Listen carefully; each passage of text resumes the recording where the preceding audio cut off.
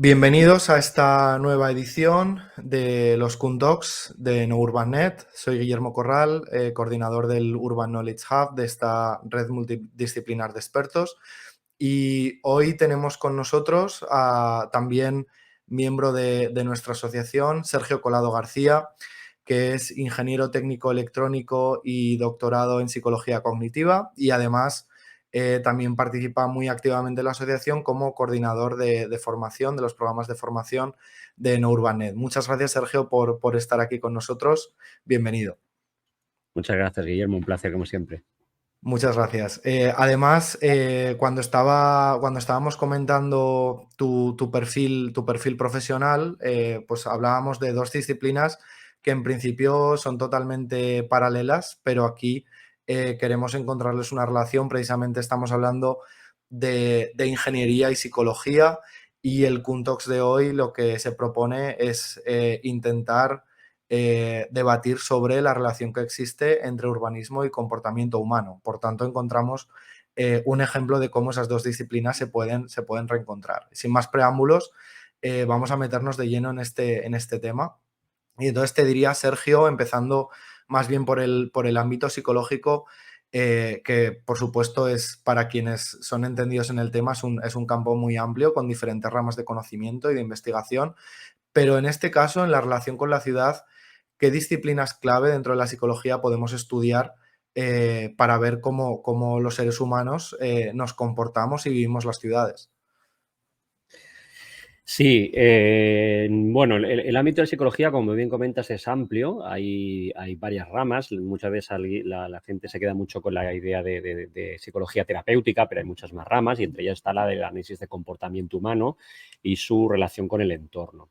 Yo te diría que en el caso que nos atañe hoy, para mí hay tres aspectos claves que se conjugan aquí en la parte de impacto en el comportamiento humano y que son áreas o son condicionantes que de alguna manera guían nuestras acciones y nuestras decisiones, el cómo nos sentimos, el cómo nos vemos de capaces a la hora de hacer algo y por lo tanto cuáles son pues esos senderos que seguimos y esas decisiones que tomamos, en este caso en la coexistencia en la ciudad, ¿no?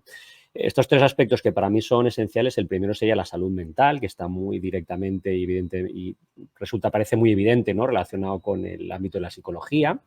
El otro sería la parte de la estimulación cognitiva, de que luego hablamos un poquito más. Y por último, otra que no podemos obviar ni evitar y que parece un poco más lejana, pero no lo es tanto, sería la parte de la salud física. Ok, pues dentro de estas tres disciplinas, digamos, entrando en materia, ahora que las hemos identificado, por qué crees que es fundamental? Es decir, vamos a buscar qué relación tienen estas tres disciplinas con lo que es la planificación y el diseño urbano, porque al final comentábamos, yo por ejemplo soy arquitecto, vengo digamos más de la parte, por asemejarlo un poco de la rama de la ingeniería, no de la psicología. Entonces los arquitectos nos centramos mucho en la forma y si vamos a cuestiones más estratégicas, quizá en la planificación urbana, en la distribución de usos, infraestructuras, etcétera. Entonces, estas tres categorías que tú has identificado, al final, ¿por qué crees que son fundamentales en esta relación? Bien, lo primero para situarnos sería definirlas claramente, ¿no?, qué es cada una de ellas. En el caso de salud mental, que queda bastante evidente o queda bastante claro o parece fácil definirla como el estado de bienestar emocional, psicológico, el social también, ¿no?, de la persona. Y esto implica pues la capacidad de manejar pues el estrés, de establecer relaciones saludables con otros, de tomar decisiones, de adaptarte a desafíos de la vida, esa famosa resiliencia de la que se habla, ¿no? De manejar también las emociones.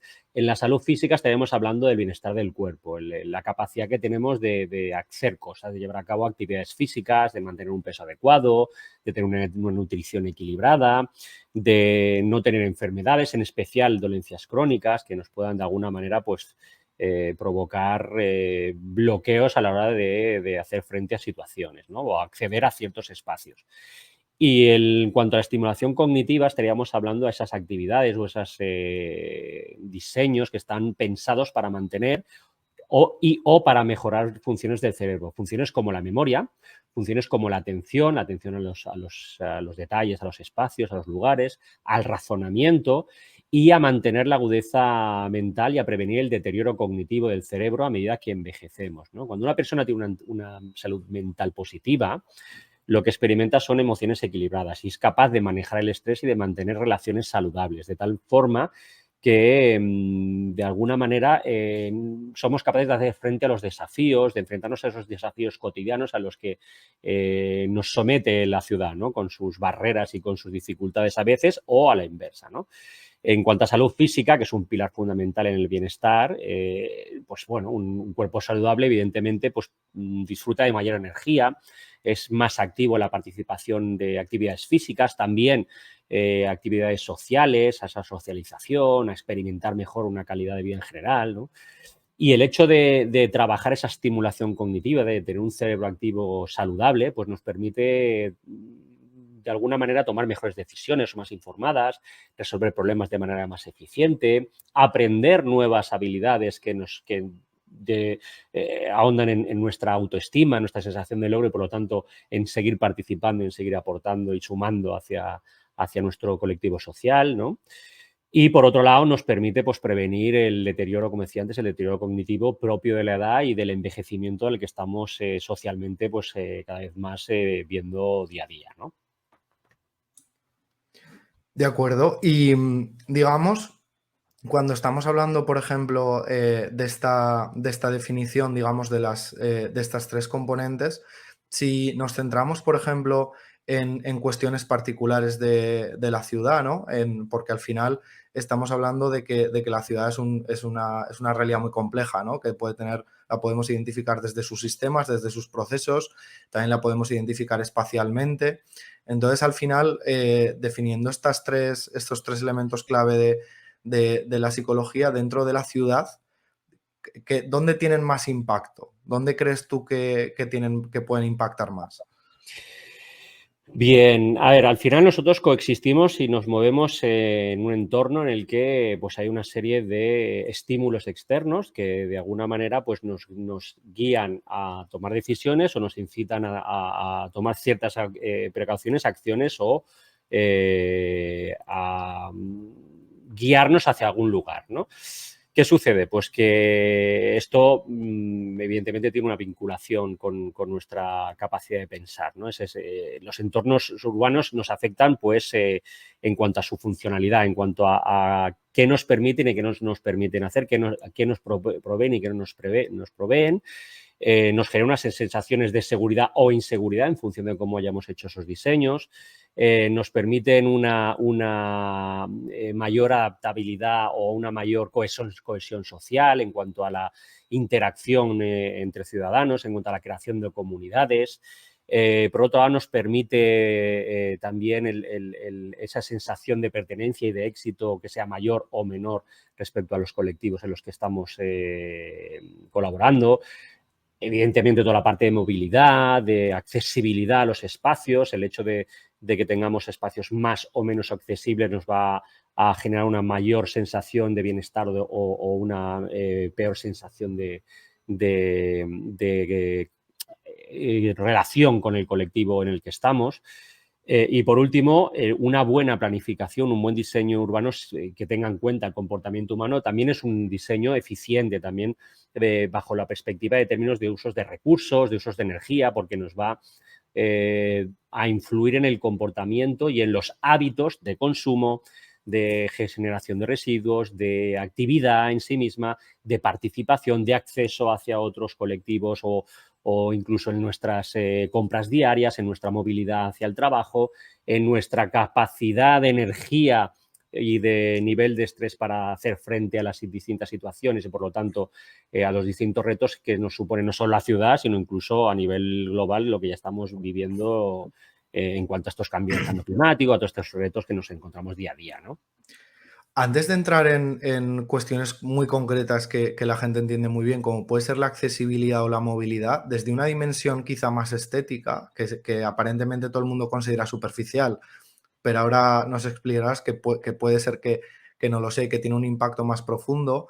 se ha hablado contemporáneamente de la imagen de la ciudad, ¿no? Como término de estudio, como digamos, de su forma y de sus usos, pero en la dimensión más psicológica y de comportamiento humano, ¿cómo crees que afecta, por ejemplo, la estética de los edificios, la zonificación, el diseño en detalle de espacios públicos, zonas verdes, etcétera? Mm. El diseño en general, espacios pequeños, espacios amplios, influye directamente en el bienestar emocional y en la manera en la que organizamos el pensamiento. El cerebro humano estructura la información de una determinada manera y percibe las rectas, las curvas, los colores, los espacios de una manera o de otra, ¿no? De tal manera que pues, las formas y los diseños que nos encontramos a lo largo de nuestro recorrido, sea en un espacio cerrado, pequeño, dentro de nuestra propia casa, como en espacios abiertos, entornos abiertos, como puede ser el de la ciudad, bueno, nos está influyendo o nos está impactando de distintas maneras. Al final son estímulos que nuestro cerebro recoge, procesa y los procesa catalogándolos en función de nuestras experiencias y de nuestros criterios adquiridos ya previamente, ¿no? Esto influye o incluso condiciona la capacidad creativa, condiciona la capacidad productiva, condiciona el sentido de pertenencia a una comunidad, generándonos bloqueos, barreras o generándonos aperturas y accesos por discriminación de las formas, los colores, formas puntas, pues, recordemos, en nuestro acento se asimila más a una flecha, unas más curvas parece que son más suaves o más relacionadas con la parte evolutiva. Entonces, en función de esas formas, de esos diseños, tenemos ya una percepción. La zonificación que comentabas también nos está afectando de dos maneras. Uno, en cuanto a diseño en sí mismo, pues la disponibilidad de servicios que se nos está ofreciendo, ¿no? En función de cómo nos zonifiquen, de dónde estemos situando cada cosa, tendremos mayor o peor o menor acceso a determinados servicios o funciones que podamos adquirir de la ciudad. Y por lo tanto, tendremos una sensación u otra respecto a qué nos aporta la ciudad y qué no nos está aportando la ciudad y cuán difícil es para nosotros pues abastecernos de esos servicios, ¿no? En cuanto a lo que comentabas de diseños de espacios, zonas verdes, zonas abiertas, parques, plazas, espacios comunes, bueno, ahí empezaremos a jugar con otros aspectos y otros conceptos. Entre ellos, pues la parte de ejercicio, de salud física, espacios que nos permiten pues, llevar a cabo actividades físicas pues, que estén relacionadas con nuestra salud, de recreación, de conexión y de socialización con el resto de la comunidad y por lo tanto pues esa pertenencia y esa posible vinculación y esa capacidad de intercambio de información, de comunicación y de experiencias, un espacio experiencial, de una cierta recogimiento con el colectivo. Las zonas verdes son especialmente interesantes, son muy interesantes. En los últimos años han hecho muchos estudios relativos al impacto de la zona verde y aquí también entramos en distintas facetas que nos afectan a los tres aspectos que hemos hablado al principio, ¿no?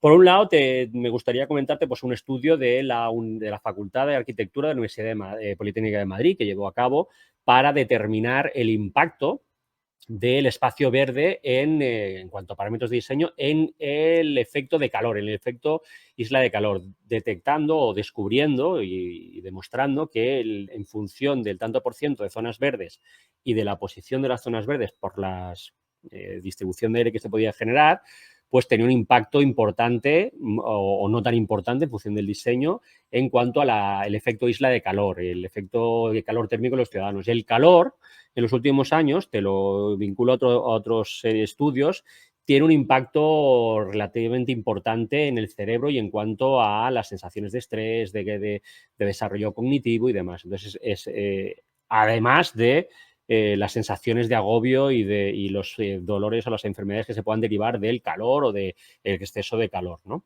Por otro lado, el caminar por entornos urbanos que no estén tan ocupados o que estén no excesivamente agobiantes o hacinantes, lo que sería el hacinamiento de las ciudades o los pasajes cortos, sino que sean espacios más abiertos o zonas verdes, también desencadena pues, niveles de emoción, de compromiso o de frustración en el cerebro diferentes. Esto es un estudio que llevó a cabo la Universidad de York de Edimburgo, que comprobó pues, cómo espacios verdes o espacios hacinados, o sea, verdes o no verdes, o hacinados o no hacinados, sea más anchos o más amplios o menos amplios, podían generar frustración en el ciudadano o a la inversa, generar emociones mucho más positivas.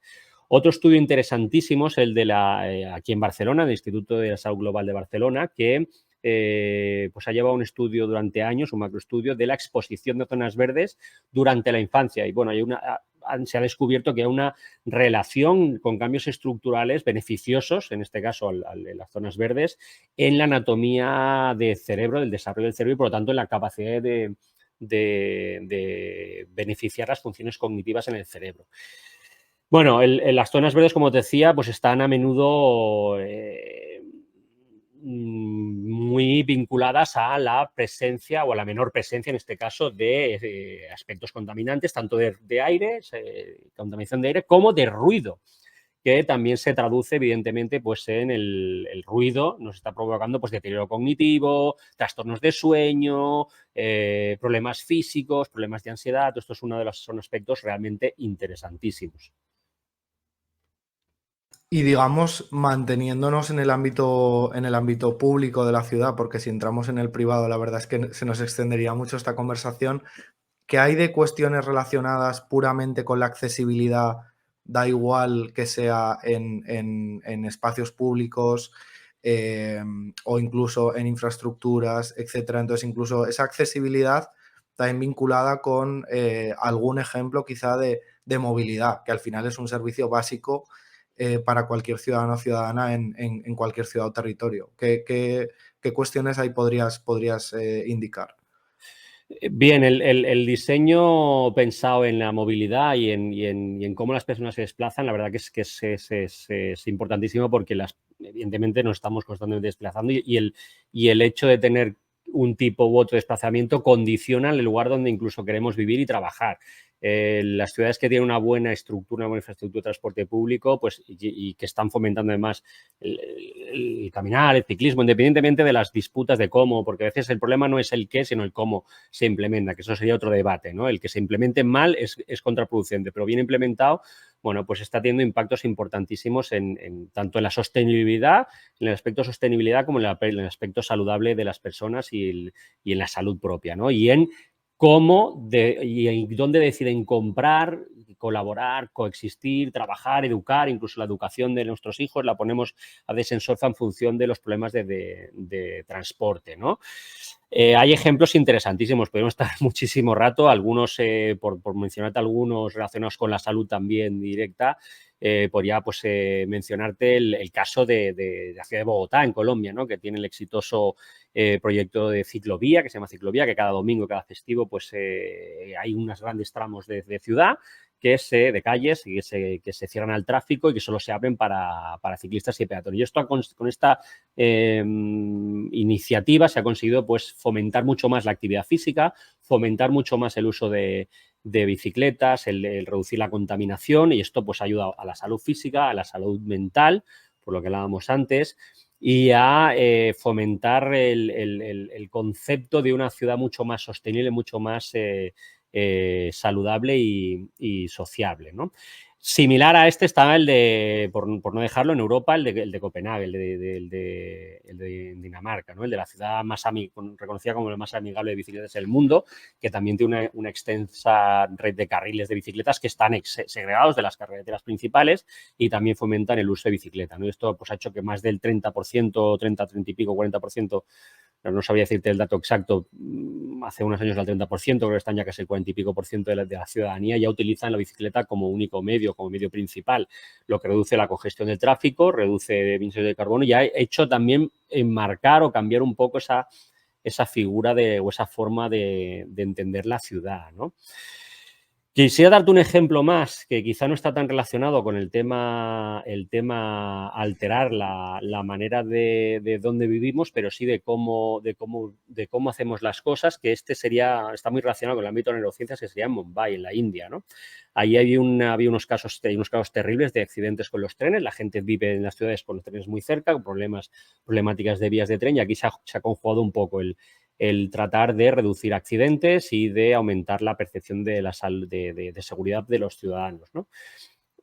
Utilizando simplemente el uso de fotografías, apelando a la memoria emocional, caras de susto, de atención, cambiando los colores de las propias vías y alternándolos y haciendo una transición de vías que antes eran totalmente continuas y haciendo solamente algunas pintadas de color amarillo para que tengamos la capacidad visual de ver que el tren se acerca y que está más cerca de lo que creemos, y cambiando el uso del tono de la campana, que antes era una campana continua, un pi, ahora lo que hace es que arranca, para, con lo cual nos activa el cerebro. Se ha conseguido aumentar la seguridad y, por lo tanto, la percepción de protección del ciudadano. Esto es un cambio directo en la manera en la que vivimos y en la que hacemos las cosas, ¿no? Estos serían algunos de los ejemplos que te pondría así como relevantes e interesantes y que rompen, ¿no?, con los típicos de otros ejemplos que se pueden encontrar fácilmente por internet.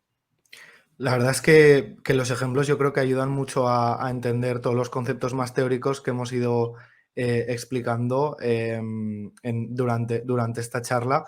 Y yo creo que tanto el tema de las bicicletas como este último tema de Bombay, quizá un poco más alejado de los típicos cambios que estamos viviendo en la movilidad de nuestras ciudades, tienen mucho que ver con la percepción, yo creo, ¿no? Tanto de los espacios en sí como de la seguridad, porque quería incidir en el hecho de Copenhague que has mencionado, la segregación de los carriles bici. Al final, el diseño de una sección de calle puede tener impactos, digamos, más de tipo humanístico, ¿no? Más de tipo psicológico. Entonces, además de darte las gracias por tu tiempo, quería simplemente pedirte un breve cierre a este Kuntalk de todos los conceptos que hemos ido tocando entre urbanismo y comportamiento humano.